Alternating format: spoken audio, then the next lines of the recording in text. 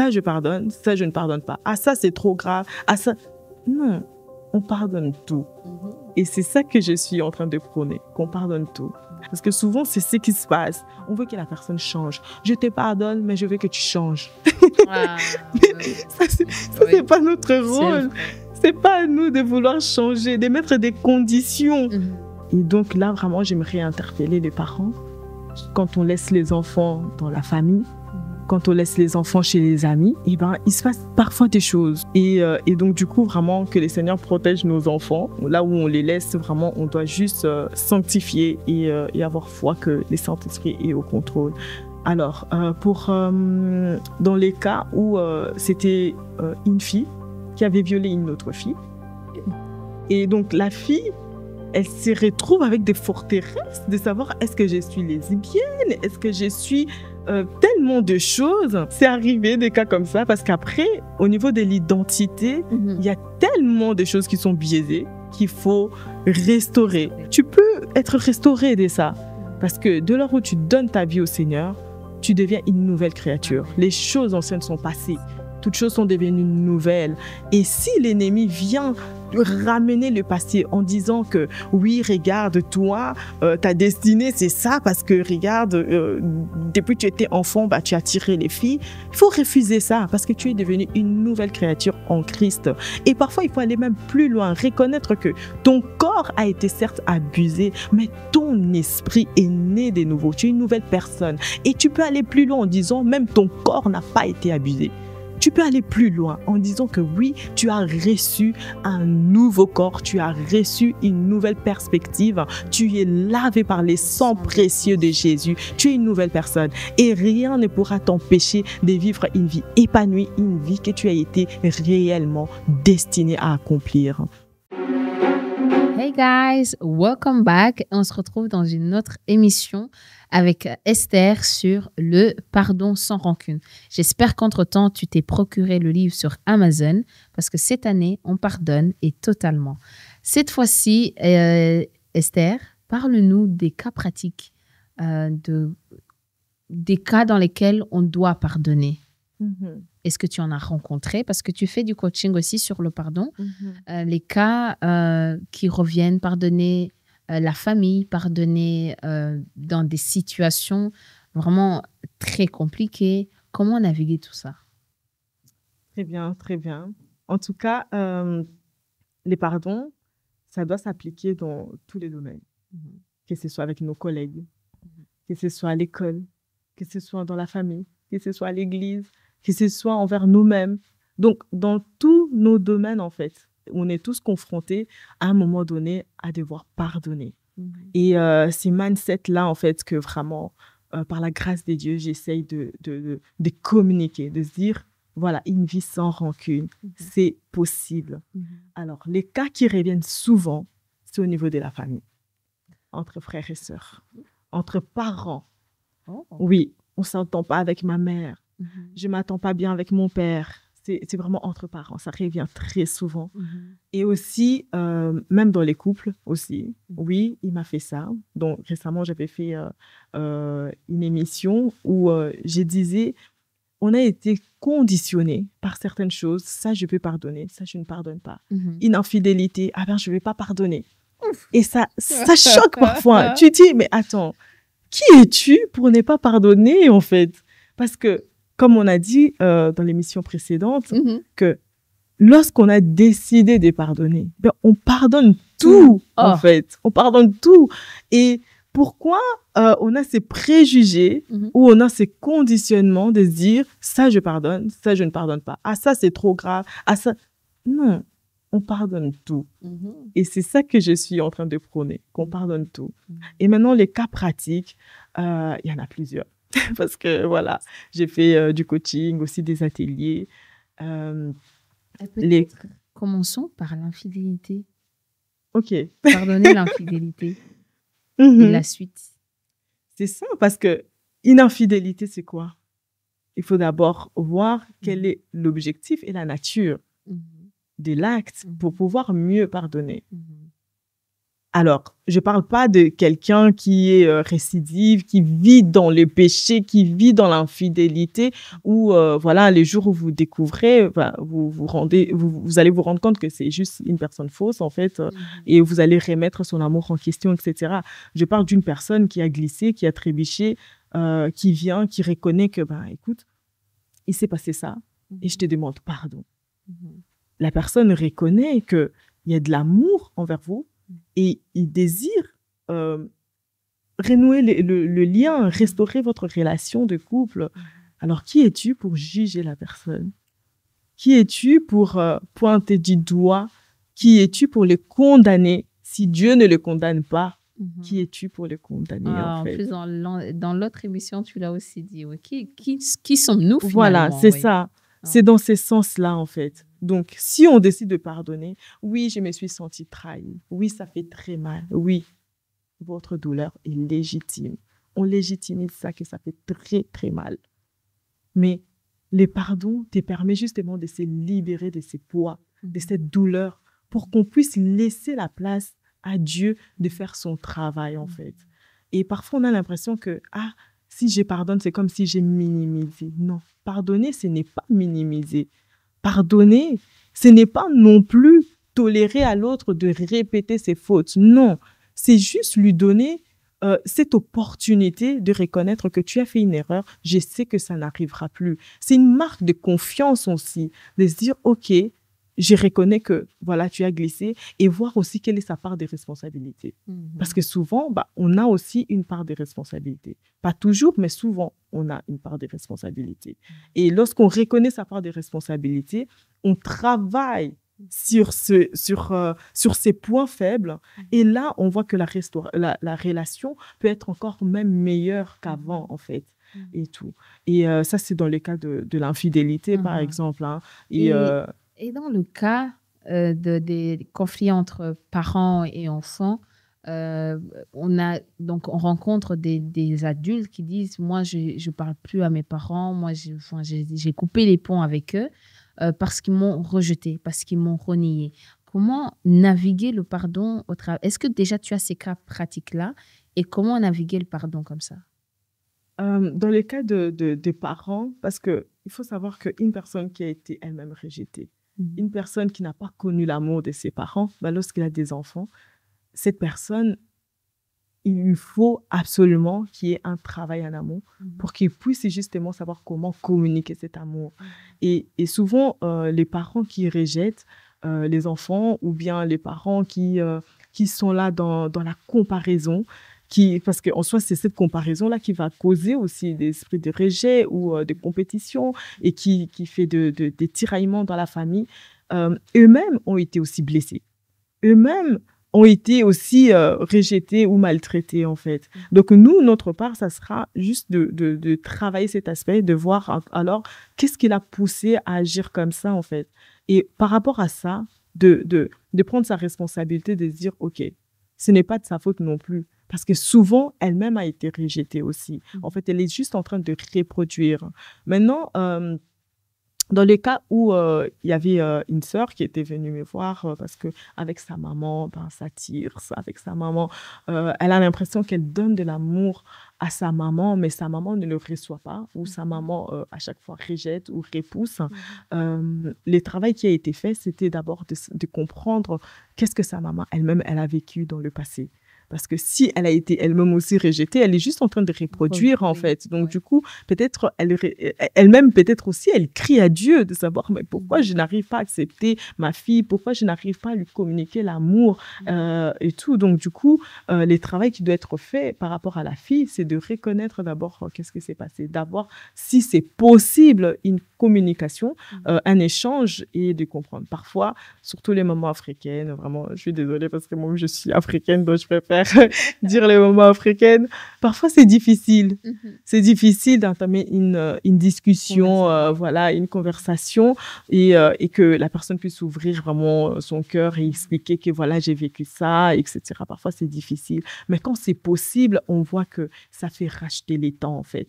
Parce que l'autre en face, c'est l'enfant, en tout cas, va comprendre, il va se dire, ah, ok, en soi, tu as été blessé. Et donc, du coup, tu es en train de reproduire. Et maintenant qu'on a pointé du doigt, on sait maintenant débarrasser de cette blessure, en fait. Mais quand ce n'est pas possible d'avoir une conversation, alors c'est à l'enfant juste de décider, OK, ma mère, elle est comme ça, et je dois m'adapter, en fait. Donc, garder son cœur, de ne pas laisser ses attaques ou si c'est des injures ou quoi, de ne pas s'approprier de ça, de ne pas le laisser se répéter comme une disque dans notre tête, en fait. Ah oui, il m'a traité ça. Non, tu sais que c'est une personne blessée, donc ce qu'il est en train de dire, c'est à nous en tout cas, de trier ces informations, de rejeter l'information qui n'est pas correcte. Et donc, voilà, d'avancer. Waouh! En tout cas, tu parles aussi de pardonner, c'est pas excuser l'inexcusable. Comment faire quand l'inexcusable est arrivé?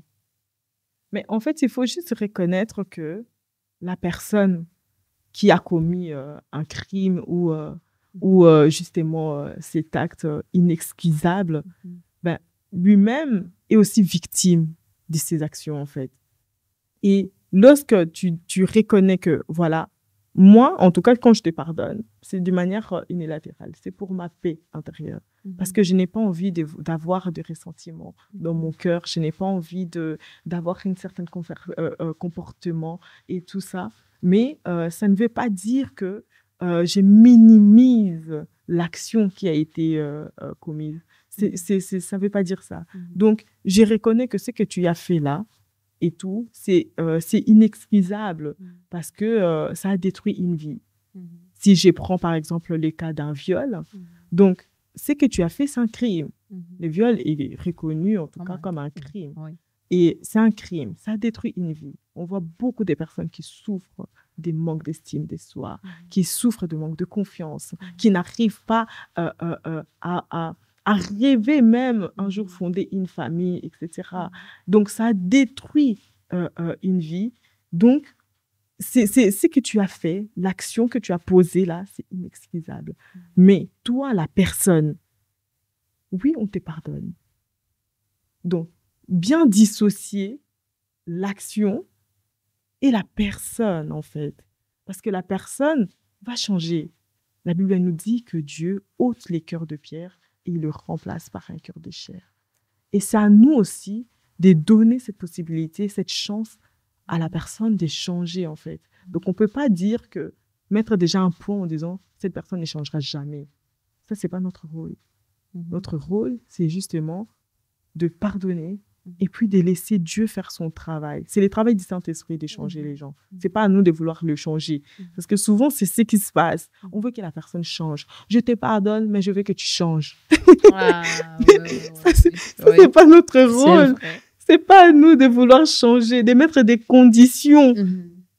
Si on met des conditions, ça veut dire qu'il n'y a pas vraiment un véritable amour. Parce que l'amour sincère est inconditionnel.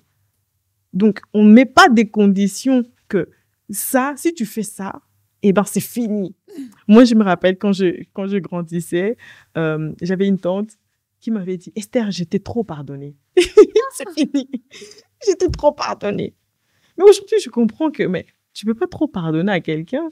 En fait, tu ne peux pas mettre des conditions ou des nombres. En fait, tu comptes. C'est quoi, en fait? C'est comment? Donc, voilà, on ne peut pas trop pardonner à une personne. De lors où tu as décidé dans ton cœur que, quoi qu'il en arrive, en fait, en soi, moi, je t'ai déjà pardonné, en fait. Je n'ai pas besoin forcément de rassasier, de repasser dans ma mémoire ce qui s'est passé, etc. Non. Et si tu as cette jeune fille qui vient de te parler, parce que tu dis que tu fais des coachings personnels sur le pardon, et est-ce que tu as eu des cas où de jeunes filles sont venues te parler, qu'elles ont subi un viol, qu'elles n'arrivent pas, qu'elles sont détruites, qu'elles n'arrivent pas à passer à autre chose? Qu'est-ce que tu leur conseillerais? Qu'est-ce que tu conseillerais à cette jeune fille qui est dans la même situation et qui t'écoute? En tout cas, oui, j'en ai eu. J'étais même surprise par rapport à certaines personnes aussi, où tu vois que, tiens, la personne vit bien, a l'air de vivre bien et tout, mais à l'intérieur, ça cogite. Il y a toute une lutte, en fait. Et donc là, vraiment, j'aimerais interpeller les parents. Quand on laisse les enfants dans la famille, quand on laisse les enfants chez les amis, il se passe parfois des choses. Parce que la plupart, en tout cas, qui sont venus me voir, c'était au niveau de la famille. C'était au niveau de la famille, lorsqu'ils étaient enfants, ou voilà. En tout cas, c'était par rapport à des personnes connues de la famille et tout. C'était pas des étrangers, en tout cas. Et donc, du coup, vraiment, que les Seigneurs protègent nos enfants et tout, parce que, voilà, là où on les laisse, vraiment, on doit juste sanctifier et avoir foi que le Saint-Esprit est au contrôle. Alors, dans les cas où c'était une fille qui avait violé une autre fille, et donc la fille, elle se retrouve avec des forteresses de savoir est-ce que je suis lesbienne, est-ce que je suis tellement de choses. Et là, il faut déjà... Je fixe mon... Et oui, c'est arrivé des cas comme ça, parce qu'après, au niveau de l'identité, il y a tellement de choses qui sont biaisées qu'il faut restaurer, qu'il faut remettre les choses dans le bon ordre. C'est tout un travail, en fait, parce qu'en soi, la personne s'est dit, moi, je ne suis pas lesbienne, mais j'ai comme ce qui s'est passé dans mon enfance. Donc, c'était sa cousine qui l'a violée quand les parents allaient la déposer comme ça nous arrive, hein, tu veux aller faire une course, tu dis OK. Ou alors, pendant les vacances, ils allaient dans une famille. Et dans cette famille, il y avait la fille, elle était adolescente et elle était encore enfant. Elle avait... je vais pas aller dans les détails. Oui. Et voilà. Donc, du coup, c'est ce qui s'est passé, en fait. Donc, en grandissant, elle s'est dit, mais est-ce que je suis lesbienne ou pas? Non. Non, c'est... on va dire, il y a eu un dysfonctionnement, en fait. Mais tu peux être restauré de ça. Parce que de l'heure où tu donnes ta vie au Seigneur, tu deviens une nouvelle créature. Amen. Les choses anciennes sont passées. Toutes choses sont devenues nouvelles. Amen. Et si l'ennemi vient ramener le passé en disant que oui, regarde, toi, ta destinée, c'est ça, parce que regarde, depuis que tu étais enfant, tu as attiré les filles. Il faut refuser ça parce que tu es devenue une nouvelle créature en Christ. Et parfois, il faut aller même plus loin, reconnaître que ton corps a été certes abusé, mais ton esprit est né de nouveau. Tu es une nouvelle personne. Et tu peux aller plus loin en disant, même ton corps n'a pas été abusé. Tu peux aller plus loin en disant que oui, tu as reçu un nouveau corps, tu as reçu une nouvelle perspective, tu es lavé par les sangs précieux de Jésus, tu es une nouvelle personne et rien ne pourra t'empêcher de vivre une vie épanouie, une vie que tu as été réellement destiné à accomplir. Donc voilà, c'est tout un travail en fait. C'est tout un travail pour essayer de démystifier ce qui s'est passé, de décortiquer des choses. Et par la grâce de Dieu, en tout cas, les résultats sont juste waouh. Et on bénit vraiment les Seigneurs parce qu'il n'y a que Dieu qui peut faire ça. Il n'y a que Dieu qui peut faire ça. En tout cas, guys, nous sommes une nouvelle créature en Christ et même notre corps est lavé par le sang de Jésus-Christ. Amen. Merci beaucoup, Esther. Mais j'aimerais clôturer. Partage-nous un peu, toi, de ton témoignage, si c'est possible, les cas que tu as rencontrés dans ta vie où tu devais pardonner, où c'était nécessaire de donner ce pardon, parce que tu as beaucoup de bagages, de connaissances. Tu as dû le mettre en pratique à un moment donné. Exactement. Donc, partage-nous. Je suis curieuse, hein? OK.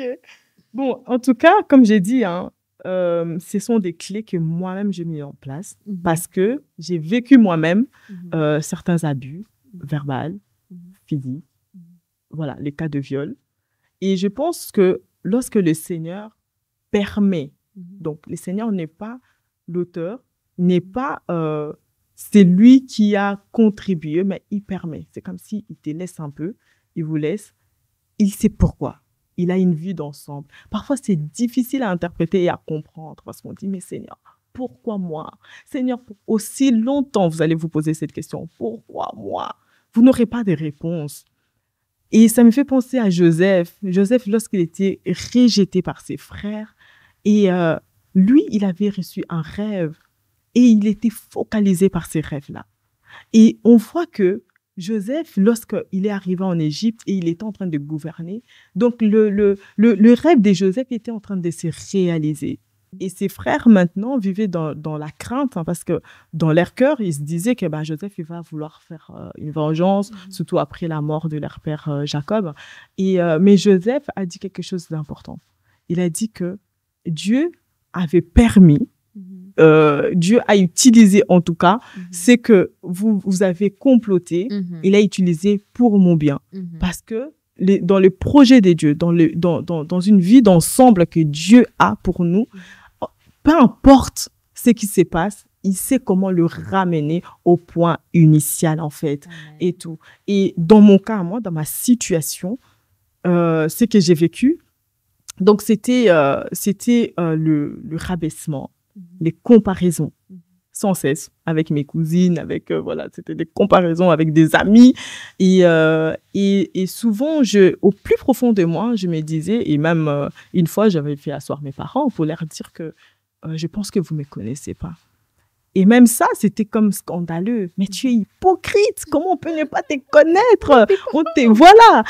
Mais en fait, j'étais juste en train de vouloir leur dire que, mais vous n'allez pas... vous venez pas à ma rencontre, en fait. On se côtoie, on se croise, mais on se connaît pas parce qu'on prend pas le temps d'échanger, on prend pas le temps de communiquer vraiment. Et souvent, c'est vraiment un problème de communication parce que les parents ne prennent pas le temps de communiquer avec leurs enfants. Les enfants reviennent de l'école. Il faut savoir comment ça s'est passé à l'école parce qu'il y a aussi des abus qui s'est passé à l'école. Donc, vraiment, c'est un problème de communication. Et dans le cas des attouchements, parce que j'avais vécu aussi des attouchements, et dans le cas des attouchements, mais juste reconnaître que c'est le corps qui est attaqué sur le moment même. Moi, personnellement, je ne me suis jamais regardée dans le miroir comme une victime. Ça peut être choquant, mais je me suis jamais regardée comme une victime parce qu'au plus profond de moi, je me disais, la personne qui est en train de faire ça, qui essaie de me salir comme ça, sûrement, il ne sait pas qui je suis. Il ne connaît pas les dons de Dieu que je suis, en fait. Au plus profond de moi, j'avais déjà ces mindsets, en fait. Donc, je ne me regardais pas comme une victime, comme une personne souillée, etc. Parce que les défis qui viennent après, c'est une personne qui se voit comme une victime et qui s'affaiblit et tout. Et après, maintenant, il faut ôter ses vêtements de honte.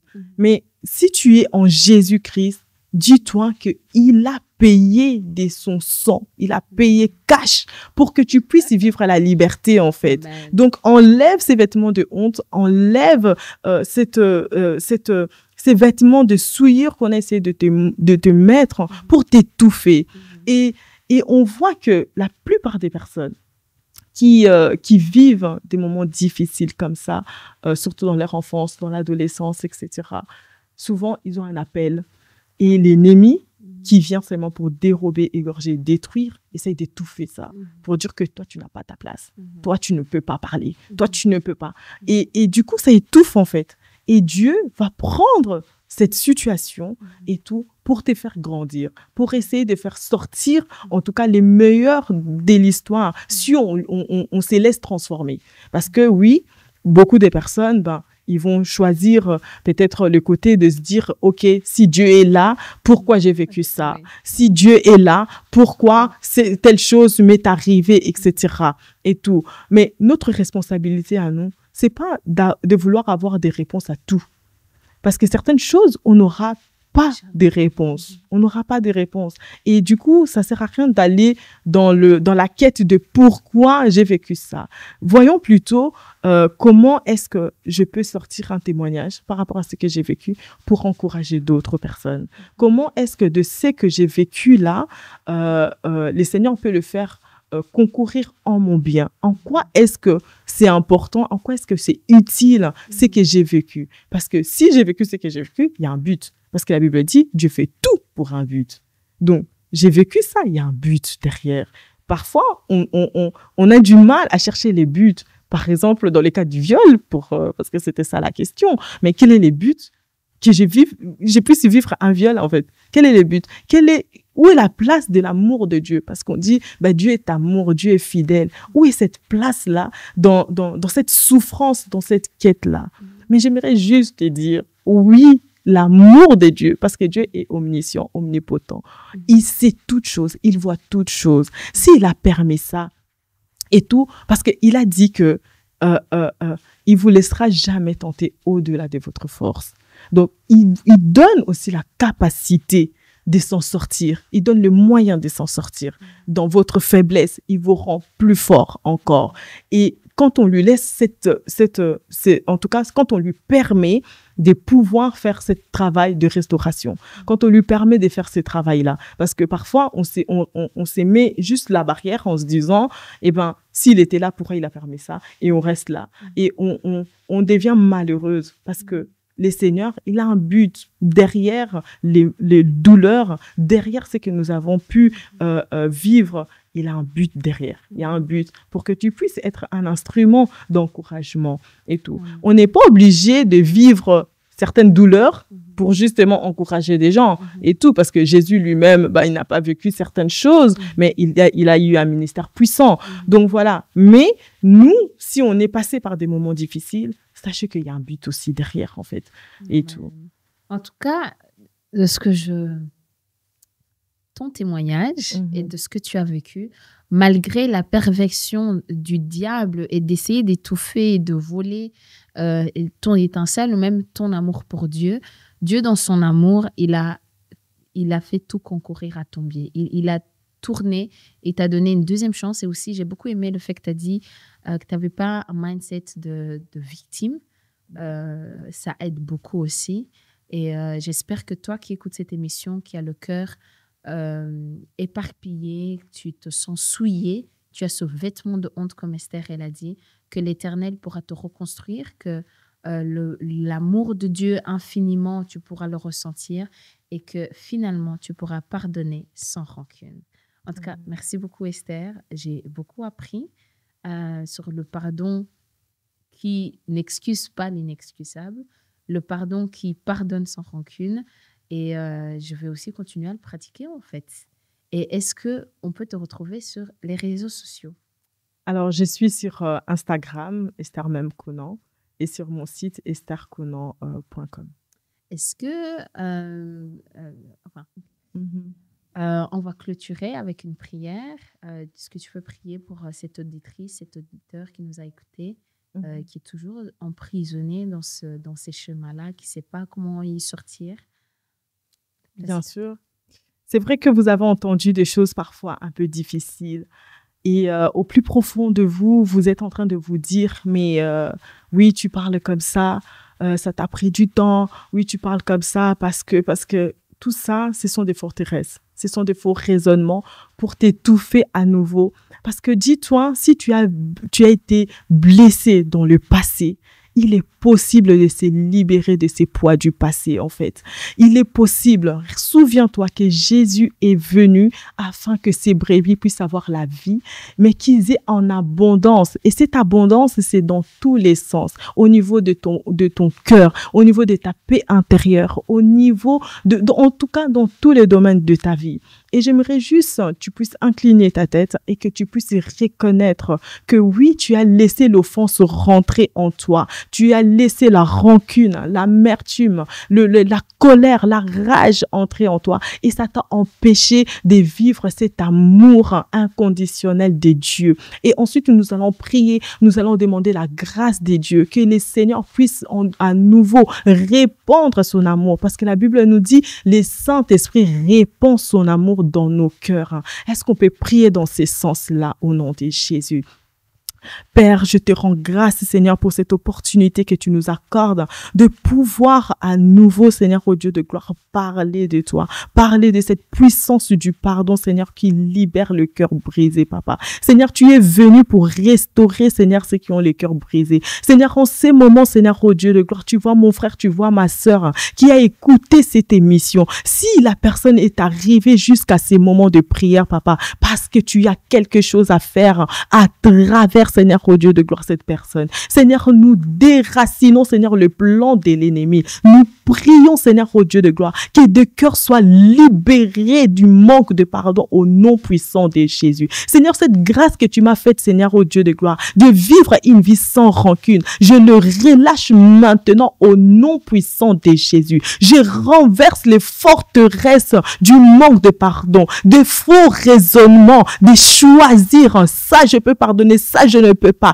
Je renverse cela au nom de Jésus. Je taille en pièces, Seigneur, au Dieu de gloire, tous ceux qui ne confessent pas ton Saint nom, Papa, parce que tu es le véritable Dieu et tu es venu pour libérer ceux qui ont les cœurs brisés. Seigneur, tu savais, Seigneur, au Dieu de gloire, que nos cœurs seront en morceaux, Papa, au Dieu. C'est pourquoi tu as amené la solution de ton Fils unique, Seigneur, au Dieu de gloire, mourir à la croix, afin que nous soyons réellement libres, Papa. Accorde-nous, Seigneur, cette grâce. Accorde la grâce à mes frères, à mes sœurs qui me suivent en ces moments, de vivre, Seigneur, cette paix intérieure, de vivre cette liberté, Seigneur, au Dieu de gloire, dans leur esprit, au nom puissant de Jésus. Amen. Amen, amen. Merci beaucoup. Que Dieu te bénisse. Amen. Que Dieu remplisse encore ta coupe, qu'elle déborde encore. Amen. Et on se retrouve pour d'autres émissions. Soyez abondamment bénis. Merci. Bye bye, guys. Bye.